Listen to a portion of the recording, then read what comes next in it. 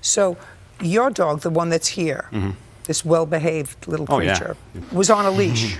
Yes. And you were holding the other. Yes. And walking into the gate. Correct. And her dogs were outside of the gate. Correct. You assume she was going to walk into the gate and call her dogs. Yes. I assume. Is that correct? Yes. Okay. So your defense is not, I assume, because if they were outside the fenced area, they were not permitted to be off leash. What I read in your answer is there was no attack. I wouldn't say that, but Well, that's what you said in your answer. There was never an attack. Well, he was gonna kick my dog, so I pulled her. So my dog reacted, and my dog did bite his dog, but to say that she mauled his dog or shook it and like threw it on the floor, that did not even happen. Not even. Is what you're... He wrote that in his statement, and I read it, so. I want to know what you... Just a minute. He's going to show me pictures, I assume, of the injuries to his dog and show me the vet bills. I would like to know what your defense is. Your dog was off leash in an area where your dog was supposed to be leashed. No, we were inside the off-leash dog area.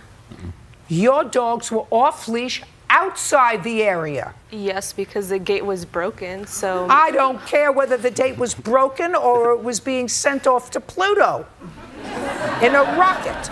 Your dogs were off leash in an area where they were supposed to be on the leash until they got inside the gate. Yes. And then you take them off leash.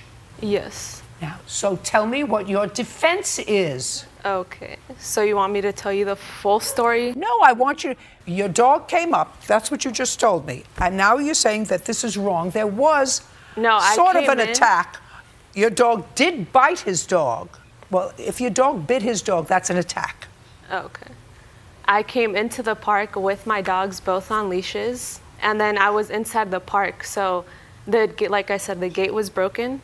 So my small dog fit through under the gate. So my Husky chased her. So that's when I was at the grassed area because I went to go get them. I don't care. So then I came back inside to get my dog's leash because that's where my dog's leash was, inside the park. Inside the dog park, the fenced dog park. Yes. So we have to say fenced dog park and the greater park where your dogs have to be on a leash. Okay. So now your dogs are out in the greater park without a leash. Yes. And? Okay, so then dogs are curious, obviously. So both of my dogs went up to... I have 3 dogs. One is curious, one not so curious. Well, they went up to like smell each other, whatever.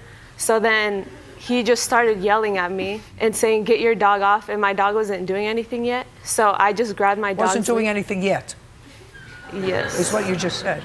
Well, so then I grabbed my dog's leash. I was about to go, and then both of my dogs ran, and his dogs ran after, like, towards the middle of the off-leash gated area. When we were there, this is when he started just, like, yelling at me and just, like, saying, "Your dog's killing my dog," but my dog wasn't doing anything. So then he starts cussing at me. He just, like... May I please see photographs of the dog, please, and the vet bills?